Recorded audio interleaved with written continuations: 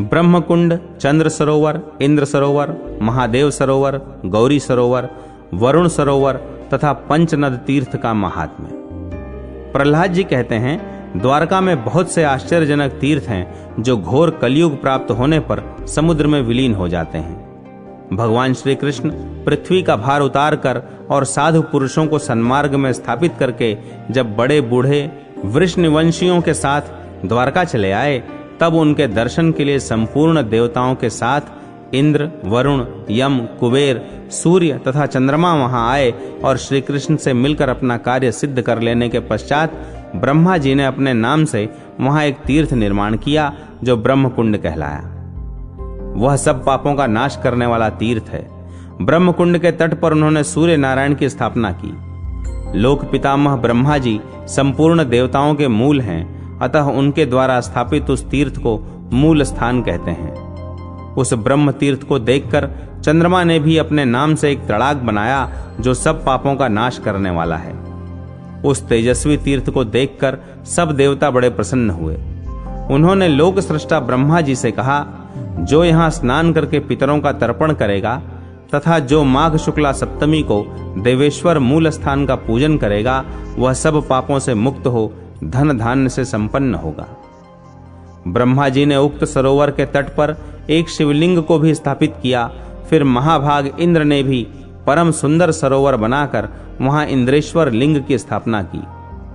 वहां स्नान करके मनुष्य इंद्र पद पाता है, अतः वह भूतल पर इंद्र पद के नाम से प्रसिद्ध है।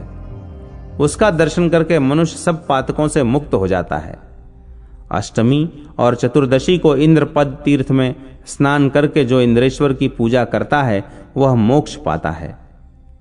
जब सूर्य मकर राशि पर स्थित हों, उस समय उत्तरायण की संक्रांति के अवसर पर तथा विशेषतः शिवरात्रि को पार्वती सहित इंद्रेश्वर की पूजा करके जो मनुष्य रात्रि में जागरण करता है वह उत्तम लोक को पाता है।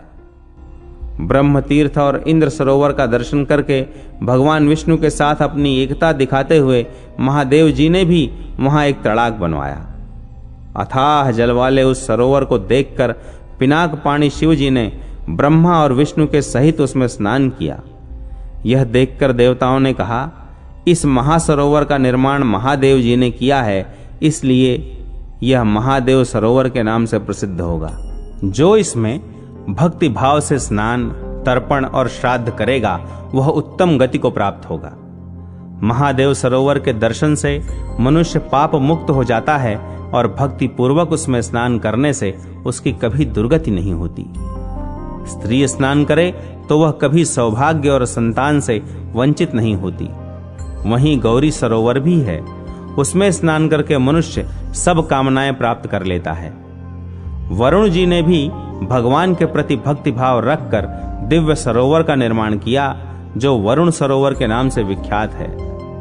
जो उसका दर्शन करता है उसके सब पापों का नाश हो जाता है। भादों की पूर्णिमा को वहां तर्पण और श्राद्ध करने से मनुष्य उस उत्तम लोक में जाता है जहां जाकर फिर कभी शोक का अवसर नहीं आता। भगवान विष्णु को द्वारका में पधारे हुए सुनकर ब्रह्मपुत्र मरीचि आदि ऋषि श्री कृष्ण पालित द्वारकापुरी में आए। उन्होंने द्वारकापुरी और समुद्र में मिली हुई गोमती का दर्शन करके वहां पंचनद तीर्थ को स्थापित किया। उनके आवाहन करने पर वहां 5 नदियां वेग पूर्वक आईं। मरीचि के लिए गोमती नदी, अत्रि के लिए लक्ष्मणा नदी, अंगिरा के लिए चंद्रभागा, पुलह के लिए कुशावती तथा क्रतु को पवित्र करने के लिए जाम्बवती नदी आई। उन यशस्वी ब्रह्मपुत्रों ने उन सब में स्नान करके उस स्थान का नाम पंचनद तीर्थ रखा जो सब पापों का नाश करने वाला है। स्वर्ग और मोक्ष की अभिलाषा रखने वाले पुरुषों को वहां सदा स्नान करना चाहिए। इंद्रिय संयम पूर्वक फल सहित अर्घ्य पात्र ले निम्नांकित मंत्र से 5 नदियों को अर्घ्य देना चाहिए। ब्रह्मपुत्रैः समानीताः पंचैताः सरितां वराः गृह्यं त्वर्ध्यमिमं देव्यः सर्व पाप प्रशांतये। ब्रह्मा जी के पुत्रों द्वारा लाई हुई ये देवी स्वरूपा 5 श्रेष्ठ सरिताएं सब पापों की शांति के लिए मेरे दिए हुए इस अर्घ्य को ग्रहण करें। इस प्रकार अर्घ्य देकर स्नान करने के पश्चात देवताओं और पितरों का तर्पण तथा श्रद्धा पूर्वक विधिवत श्राद्ध करे। ब्राह्मणों को पंचरत्न और सप्त धान्य दान करे। तदनंतर दीनों, अंधों और कृपणों को अपनी शक्ति के अनुसार दान दे। ऐसा करने वाला पुरुष सब कामनाओं को पाता और विष्णु लोक में जाता है। लोक में पुत्र और पौत्रों से संयुक्त रहकर वह उत्तम सुख पाता है। सिद्धेश्वर लिंग, ऋषि तीर्थ, गदा तीर्थ आदि विविध तीर्थों और देवी देवताओं के सेवन की महिमा तथा श्री कृष्ण दर्शन का महात्म्य। प्रहलाद जी कहते हैं, अपने पिता ब्रह्मा जी को द्वारका में आया हुआ सुनकर सनकादि मुनि उन्हें प्रणाम करने के लिए गए। उनका दर्शन करके सबने उन्हें साष्टांग प्रणाम किया। ब्रह्मा जी ने उनसे कुशल समाचार पूछा और प्रसन्न होकर कहा, पुत्रो, जिसने महादेव जी का पूजन किया है उस पर भगवान विष्णु प्रसन्न होते हैं। यदि भगवान शिव की पूजा नहीं की जाए तो श्री हरि अपनी पूजा को ग्रहण नहीं करते। अतः सब प्रकार से यत्न करके भगवान शंकर का पूजन करना चाहिए, जिससे सदा भगवान विष्णु के लिए की हुई पूजा पूर्णता को प्राप्त हो। ब्रह्मा जी का यह वचन सुनकर योग सिद्ध सनकादि महर्षियों ने शिवलिंग स्थापित किया। उसके पास ही ऋषियों ने एक कूप का निर्माण किया। यह देखकर ब्रह्मा जी ने कहा, पुत्रो, तुम योग सिद्ध हो। तुम्हारे द्वारा यह शिवलिंग स्थापित हुआ है, इसलिए इसका नाम सिद्धेश्वर होगा।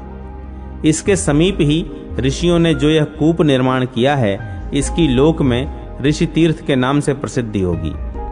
यहाँ श्राद्ध और तर्पण किए बिना ही केवल भक्ति पूर्वक स्नान करने मात्र से ब्रह्मलोक की प्राप्ति होती है। असत्यवादी तथा पर निंदा परायण मनुष्य भी ऋषि तीर्थ में स्नान मात्र करके शुद्ध हो जाते हैं। ऋषि तीर्थ में स्नान करने वाले पुरुष के मन, वाणी और क्रिया द्वारा किए हुए समस्त पाप नष्ट हो जाते हैं। जो ऋषि तीर्थ में स्नान करके सिद्धेश्वर जी का दर्शन करता है, वह यदि पुत्रहीन हो तो उसे पुत्र पौत्र प्राप्त होते हैं। सिद्धेश्वर के दर्शन से पाप का नाश और पुण्य की वृद्धि होती है। उन्हें प्रणाम करने वाले मनुष्यों को अभीष्ट मनोरथों की प्राप्ति होती है और उनके पितर संतुष्ट होते हैं। तदनंतर अति उत्तम गदा तीर्थ में जाए, जिसमें विधि पूर्वक स्नान करने से अग्निष्टोम यज्ञ का फल मिलता है। जो वाराह रूपधारी देवेश्वर श्री विष्णु की भक्ति पूर्वक पूजा और वंदना करता है, वह विष्णु लोक में पूजित होता है। वहां से नाग तीर्थ में जाए, जिसमें स्नान करके मनुष्य दिव्य लोक को पाता है। जिस समय समुद्र ने द्वारकापुरी को डुबा दिया था, उस समय बहुत से तीर्थ जल और बालू से आच्छादित हो गए। उनमें से कुछ तो देखे जाते हैं और कुछ अदृश्य हैं। मैं उन सब का संक्षेप से वर्णन करता हूँ। पाप नाशिनी चंद्रभागा में स्नान करके मनुष्य वाजपेय यज्ञ का फल पाता है। वहीं यशोदा और नंद की पुत्री देवी चंद्रार्चिता का स्थान है, जो कुमारी अवस्था में है। उनके हाथों में शक्ति, ढाल और तलवार आदि अस्त्र शस्त्र शोभा पाते हैं। वे ही कंस आदि दैत्यों का दलन करने वाली तथा बलराम और श्री कृष्ण की बहन हैं। उनके दर्शन मात्र से मनुष्य सब कामनाओं को पा लेता है।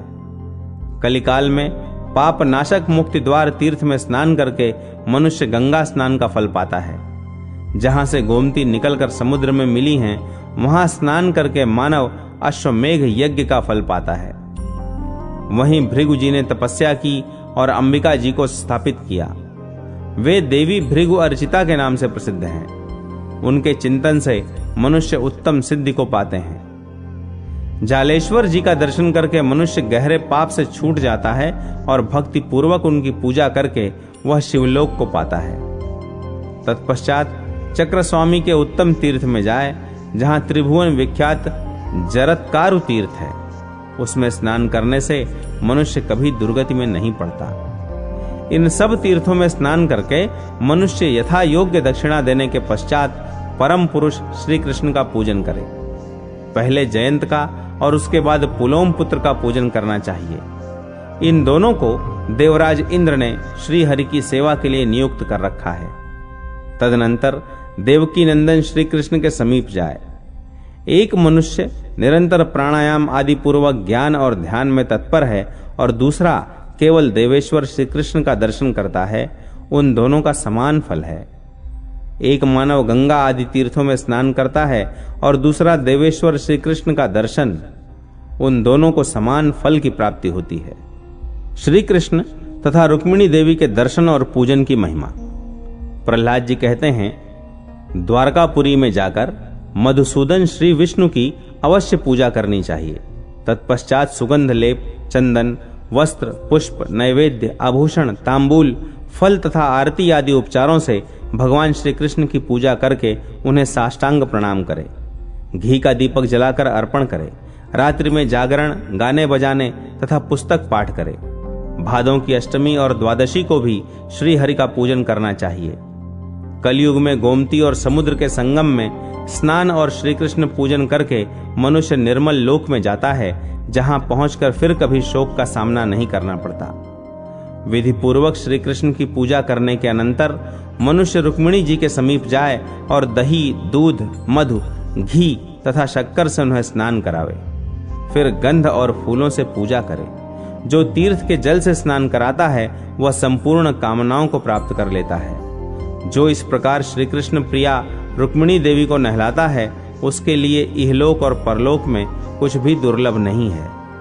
जो चंदन, रोली तथा कस्तूरी का लेप लगाता है, वह कभी पुत्रहीनता और निर्धनता का कष्ट नहीं देखता। वह सदा भोग सामग्रियों से संपन्न, रूपवान तथा जन सम्मानित होता है। जो चमेली, सुगंधित कमल, कनेर, बेला, तुलसी, राजचंपा, जल में होने वाले फूल, केतकी तथा पाटल आदि फूलों से, धूप, अगरु तथा गुग्गुल से, सुंदर एवं कोमल वस्त्रों से भक्ति पूर्वक कृष्ण प्रिया रुक्मिणी की पूजा करता है और मणि एवं रत्नों के आभूषणों से उनका श्रृंगार करता है, उसके कुल में कोई दुखी, अधर्मी, निर्धन, पुत्रहीन, पापकर्मी, धूर्त तथा नीच सेवी नहीं होता।